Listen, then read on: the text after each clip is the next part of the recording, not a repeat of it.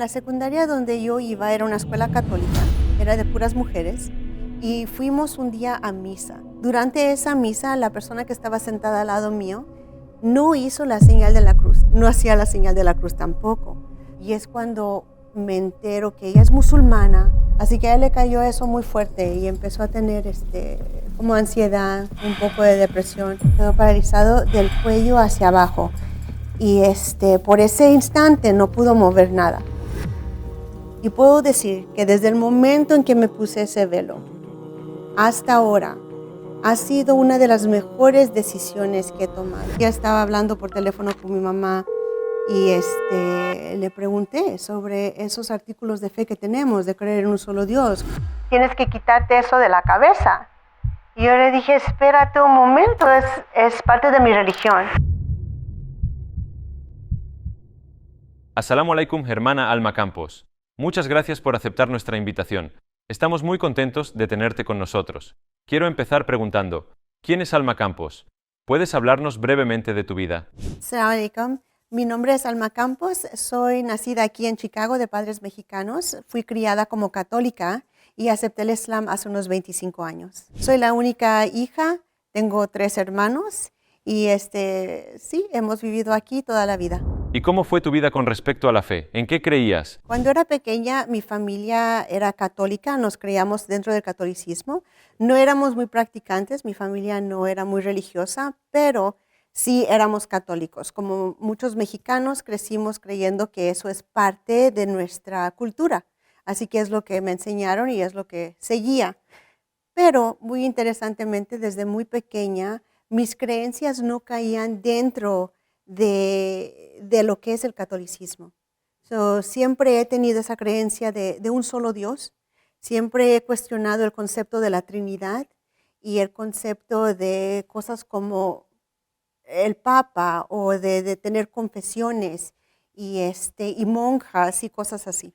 ¿Y cómo conociste el Islam por primera vez? La primera vez que aprendí sobre el Islam, quiero decir que estaba en la secundaria. Y en la secundaria donde yo iba era una escuela católica, era de puras mujeres, y fuimos un día a misa. Durante esa misa, la persona que estaba sentada al lado mío no hizo la señal de la cruz. Ahora todos sabemos que cuando estamos en misa tenemos que hacer la señal de la cruz, pero yo no hacía la señal de la cruz tampoco. Para este tiempo yo ya sentía que yo no podía hacer esta señal de la cruz porque siempre pasaba algo malo, siempre había algo que me decía que eso no es algo que yo debería de estar haciendo. Y ahorita yo tenía, yo creo que como unos 14 años por ahí. Y lo que pasó, la última vez que yo hice la señal de la cruz, fue una experiencia que tuve en México, cuando estaba viviendo allá, estaba estudiando en México. Y una noche mis primas estaban haciendo sus oraciones, ya nos íbamos a ir a dormir, hicieron la señal de la cruz. Y yo les dije, ¿sabes qué? Eso es algo que yo no hago porque siempre pasa algo y nada más no me gusta hacerlo. Y bueno, como que entre la presión decidí que lo iba a hacer. Y cuando lo hice, sucedió algo que me impactó bastante. Esa noche, mi familia, ellos tenían diferentes negocios y esa noche habían sido arrestados porque alguien les había vendido mercancía y entre ellos, pues ya sabes, fue mercancía que estaba muy barata, uno le dijo a un tío y al otro tío y todos compraron. Pero resulta que la mercancía había sido robada y bueno, los arrestaron a todos. Después de poco tiempo los dejaron ir, todo se resolvió, todo estuvo bien, pero para mí fue una señal de que, oh no, otra vez, algo pasó porque yo hice esa señal de la cruz. Así que desde ese día yo ya no la hacía más.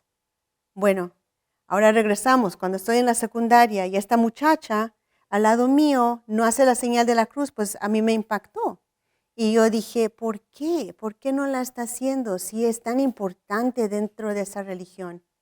Y empezamos a hablar y empecé a hacer más preguntas y es cuando me entero que ella es musulmana y me empieza a introducir a las creencias del Islam, que es algo que yo no sabía, no tenía nadie que yo había conocido que era musulmán, no había sido expuesta a esta religión de ninguna manera, pero esa fue como mi primera introducción.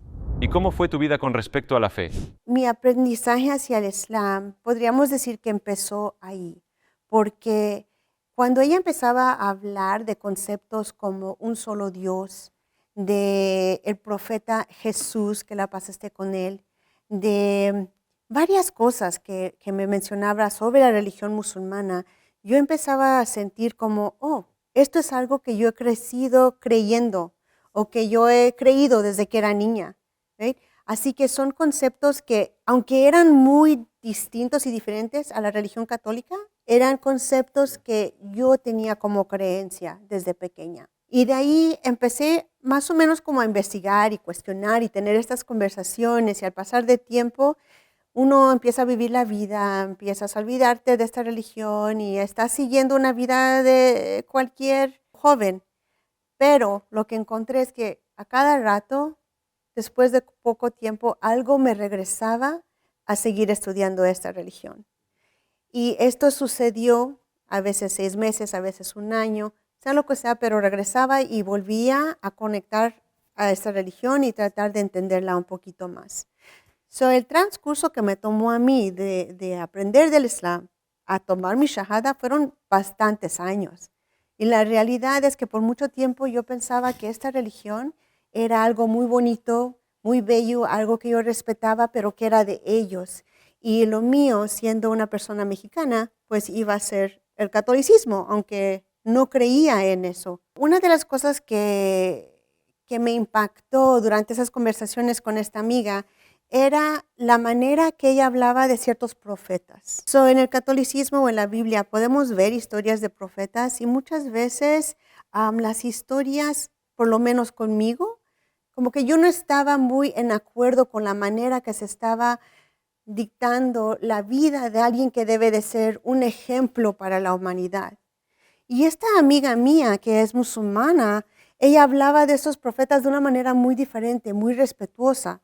Y yo veía las contradicciones y yo decía, ¿cuál va a ser correcto? Si esta persona o este profeta fue mandado a la humanidad para ser un ejemplo, una guía, aquí hay una diferencia en la manera que se están introduciendo estas historias. Si estamos hablando de diferentes ocasiones y cosas y eventos históricos, también se veía una diferencia.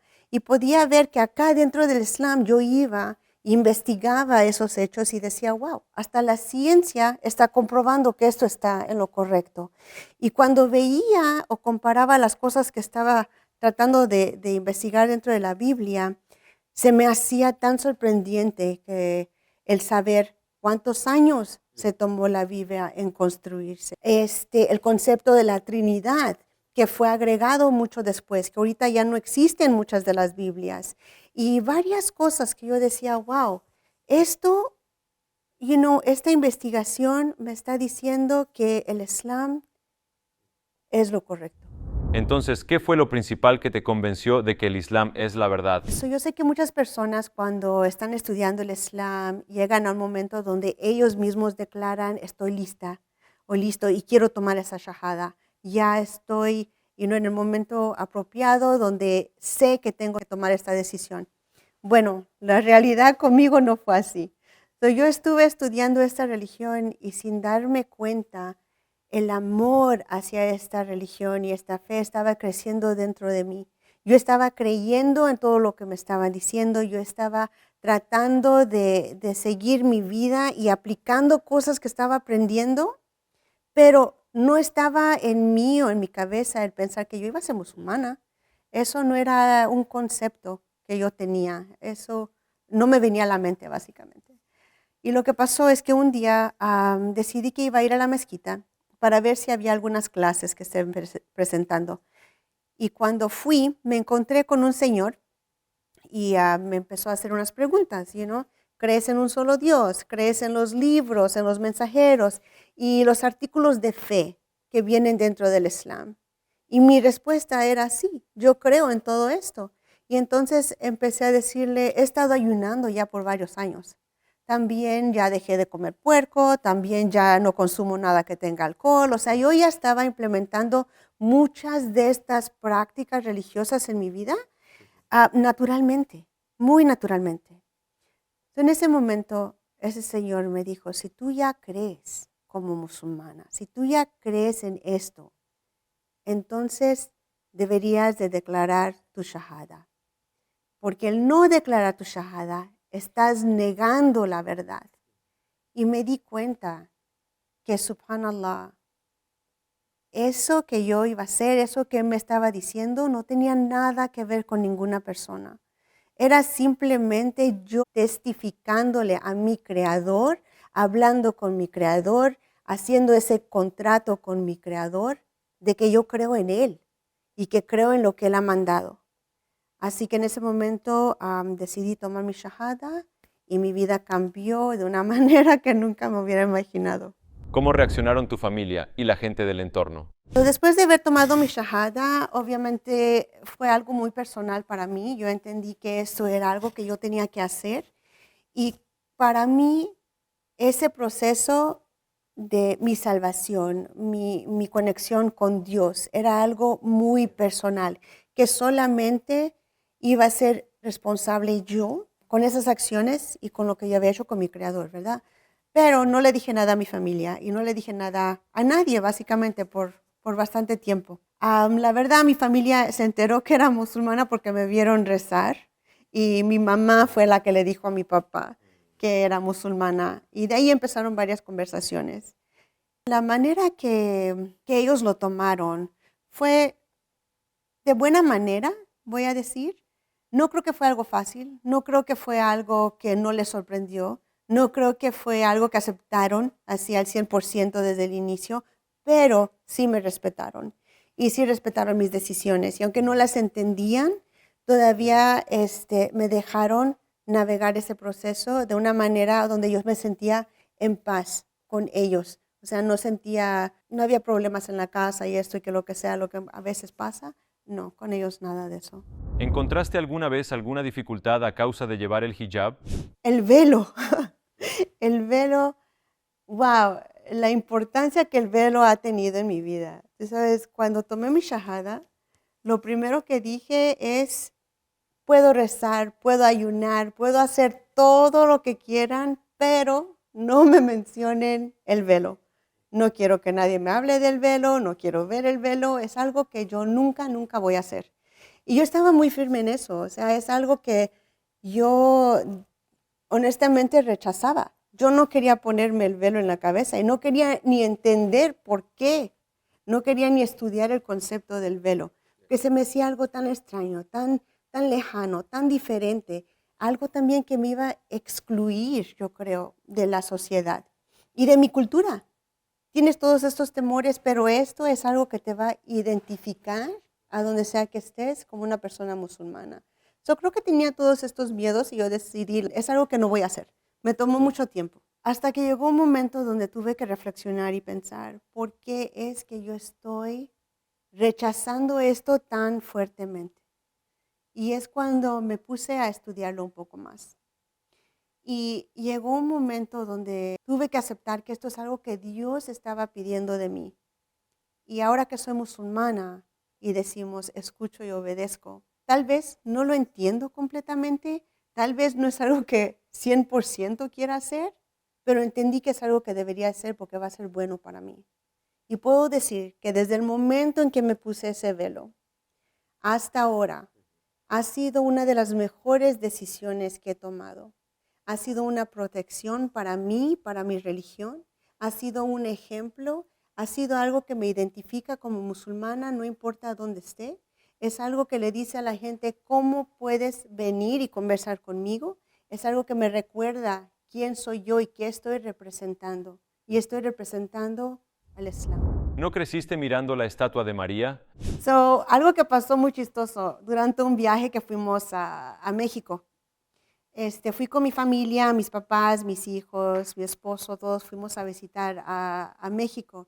Y tomamos un tour donde fuimos a visitar diferentes edificios y cosas así. Y yo le estaba diciendo a mi familia, mira, la cultura latina tiene muchísimo del Islam, porque estos musulmanes que estaban en España vinieron y conquistaron estos lugares y hay mucha historia musulmana aquí, nada más que está oculta, está escondida, está negada, lo que quieras. Pero estábamos en esas conversaciones con mi familia.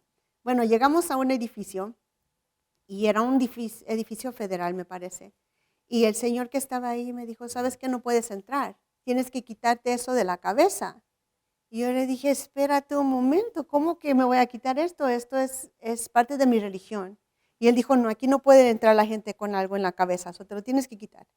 Y entonces mi respuesta fue, ¿no crees en la Virgen María? ¿Crees en la Virgen María? Porque así se vestía la Virgen María. Y entonces ya dijo, ok, pasen y me dejaron entrar. Crecí viendo esta imagen de la Virgen María y es algo que tenemos que reconocer, que el hijab no es algo solamente del Islam, es algo que estuvo mucho antes del Islam. ¿Qué le dirías al público mexicano, hermanos y hermanas, que se preguntan por qué dejaste el equipo de Jesús? Creo que una de las preguntas que mucha gente se hace cuando nos ven como conversos al Islam es ¿cómo pudiste dejar a Jesús? ¿Verdad? ¿Cómo estás negando a Jesús? Y la verdad es que no estoy negando a Jesús. El Islam tiene una manera muy bonita y una posición muy honorable para Jesús y para su mamá. Creo que para mí mi conexión con Jesús, realmente que yo diga estoy conectando con Él, lo quiero y lo estoy entendiendo, es cuando vine al Islam. Cuando dije estoy siguiendo la vida que Él ha enseñado, las tradiciones que Él había dejado, el mensaje que Él trajo. Y eso vino para mí encontrando al Islam. ¿Y cómo te sentiste cuando tomaste tu shahada? ¿Puedes llevarnos a esos momentos? Después de haber tomado mi shahada, que la tomé hace tantos años, yo voy a decir más de 20 años, la primera persona, bueno, las dos shahadas más impactantes que han habido en mi vida fue primero mi mamá.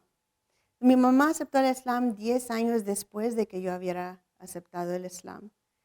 Tomó bastante tiempo para que mi mamá pudiera estudiar y tener sus preguntas y las respuestas hacia sus preguntas, voy a decir, y conversaciones y ver cómo se estaba implementando el Islam en mi vida.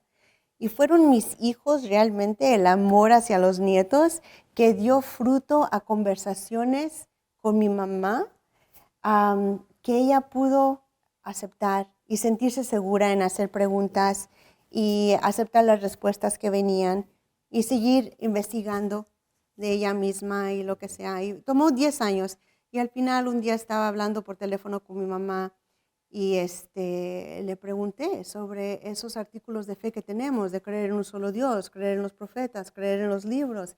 Y ella me estaba diciendo que sí, ella tenía todas esas creencias. Y le dije lo mismo que me habían dicho a mí, que si ya tiene eso, ya es musulmana. Lo único que le falta es declararlo. Y el no hacer eso, pues es rechazar a Dios. Y alhamdulillah, ese día mi mamá tomó shahada en el teléfono conmigo. La segunda shahada más importante que he visto pasó durante el tiempo que estábamos en COVID. Lo que sucede es que mi papá apenas había retirado. Y mi papá es una persona que ha trabajado muy duro por muchísimos años y ha sido como la fundación de nuestra familia. No nada más nuestra familia, pero nuestra familia, familia extendida de él y de mi mamá. Ha trabajado muy duro en este país. Y ellos tenían este plan de que él se va a retirar y van a viajar y van a hacer todas estas cosas. ¿Y qué pasa? Empieza COVID y todos estamos encerrados.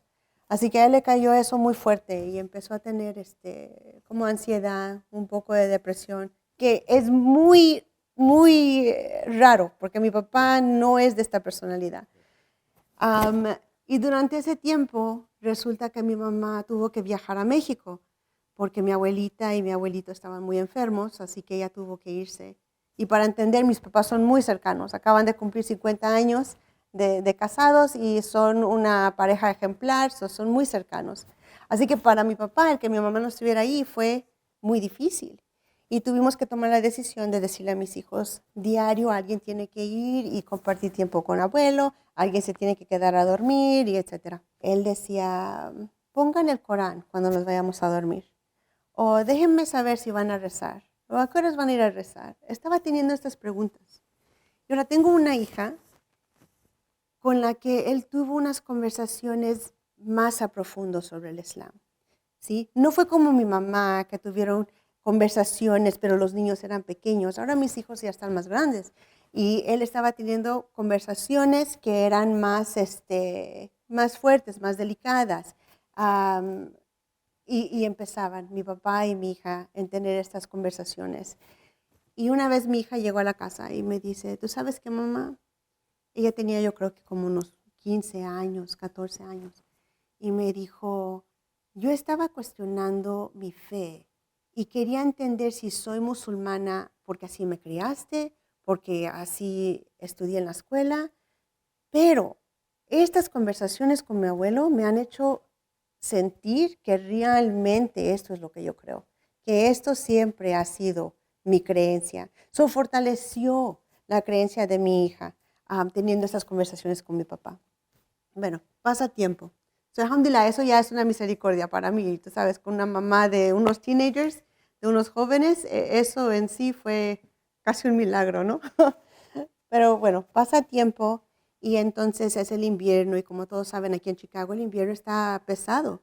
Am, Tuvimos nieve y al otro día tenemos este hielo que le llaman hielo negro, que es muy resbaloso.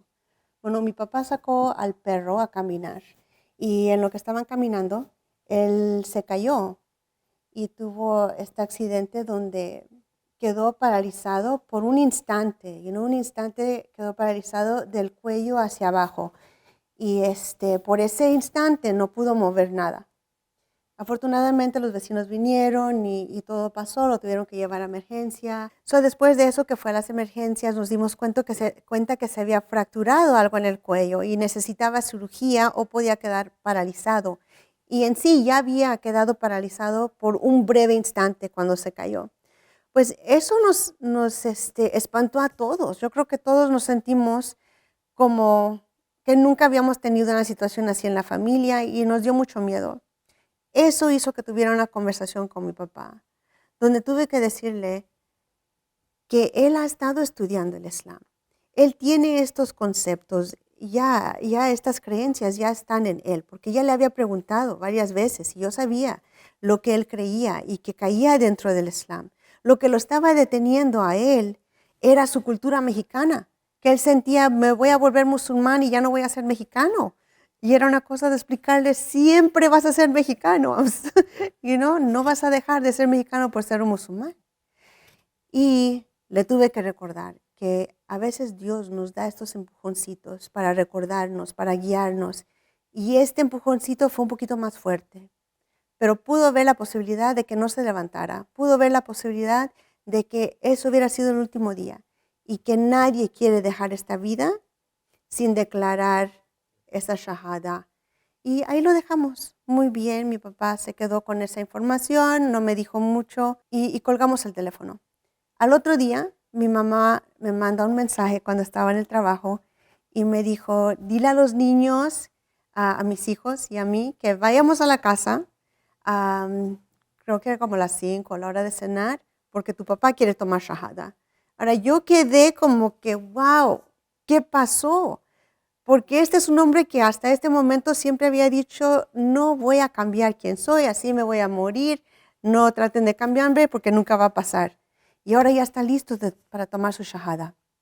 Esa noche con mis hijos fuimos, todavía estábamos durante la pandemia, así que todos bien cubiertos y tratando de proteger a la familia, pero mis 4 hijos fueron los que le dieron la shahada a mi papá. Y así es como entró mi papá al Islam y ahora ya tengo a los dos, mis 2 padres dentro del Islam y son las 2 shahadas dentro de todas las shahadas que he visto que son las más importantes e impactantes para mí. Mucha gente piensa que cuando te haces musulmán te convertirás en árabe, cambiarás de nombre, cambiarás de ropa, cambiarás tu tradición. Sí. Entonces, ¿es posible permanecer, mantenerse en tu cultura y ser musulmán al mismo tiempo? ¿Es posible ser una musulmana mexicana? Creo que hace mucho tiempo teníamos el concepto muy erróneo de que para ser musulmán tenías que ser árabe. Por lo menos eso es lo que yo pensaba también. Cuando yo era joven, yo sentía que esto era muy de ellos. Yo lo respetaba, me gustaba, me llamaba la atención, estaba en acuerdo, pero era algo muy de ellos. Y lo de ser latino, específicamente mexicano, era de que somos católicos. Y la realidad es que eso no es así. El Islam vino para toda la humanidad. El mensaje es para toda la humanidad. Y el que seas musulmán no te quita de ser latino, de ser filipino, de ser de donde sea, de ser de donde vengas. No te quita de ser quien eres. Al contrario, lo que hace es que saca las mejores partes de esa cultura, las mejores partes de esa cultura, las mejores partes de esa persona, porque ahora va a ser dentro de lo que es ser un musulmán. Es lo que yo he visto por lo menos. Y aquí en Chicago, voy a decir, en Chicago, por todos los Estados Unidos y Latinoamérica, estamos viendo cómo el Islam sigue creciendo dentro de nuestras culturas. Vemos que hace 20 años tal vez no había ni una mezquita, no había musulmanes, no sabíamos a qué hora rezar. Y de acuerdo, no había internet tampoco, no había redes sociales, así que era muy difícil conectar. Pero ahorita vemos cómo el Islam ha crecido dentro de toda Latinoamérica y a nivel mundial. Estamos observando una tendencia en la que más latinos se están convirtiendo al Islam. ¿A qué crees que se debe? Ok, siendo latina, siempre estoy muy atenta a cómo está creciendo y la información que hay sobre el Islam dentro de la comunidad latina, no solamente aquí en los Estados Unidos, pero a nivel mundial. Algo que me llamó a mí la atención desde el inicio de que estaba aprendiendo sobre el Islam, es que los latinos y el Islam tenemos tantas cosas en común. O sea, tenemos una historia muy bonita y muy rica que viene de hace tantos años, right? Una historia que se ha tratado de negar y encubrir y lo que sea, pero si investigamos y vemos, sabemos que el Islam ha estado presente en Latinoamérica por cientos de años. Para nosotros como latinos, encontramos muchas cosas en común con la fe musulmana.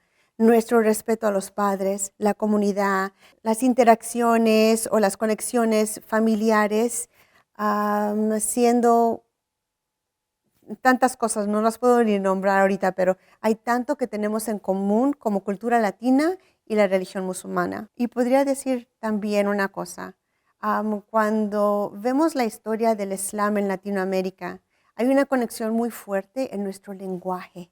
Las palabras que usamos que vienen de origen árabe, cosas como hasta los tacos, que tienen algo en común con la tradición árabe. Y históricamente, nada más tenemos muchas cosas que nos unen y al nivel espiritual hay muchas conexiones que podemos encontrar dentro del Islam. Hay muchos latinos cristianos que dicen, encuentro espiritualidad y siento una conexión con Dios cuando rezo. No necesito ninguna otra nueva religión o cosa nueva. ¿Cómo les respondes? Lo que estoy viendo dentro de la comunidad latinoamericana aquí y al nivel mundial es que todos estamos buscando algo, ¿verdad? Están buscando una conexión con Dios y creo que están buscando lo que es verdadero. Desafortunadamente sabemos que hay muchas cosas que han sido ocultadas y cambiadas y se está descubriendo un poco más de la verdad sobre otras religiones, cómo nacieron, la historia de cómo crecieron, etcétera, etcétera. Y veo que mucha gente está tratando de aprender más sobre esta fe. Lo que yo le voy a decir, o lo que yo le diría a cualquier persona que esté en esta búsqueda de qué es verdad, qué es la realidad, qué es el propósito de tu vida, qué es lo que Dios está pidiendo de ti, es que tenemos que ponerlos a un lado de quienes somos. Entrar a esto sin prejuicios y con una mente abierta. Porque al final del día, no estamos nada más buscando a estar correctos o a tener la razón.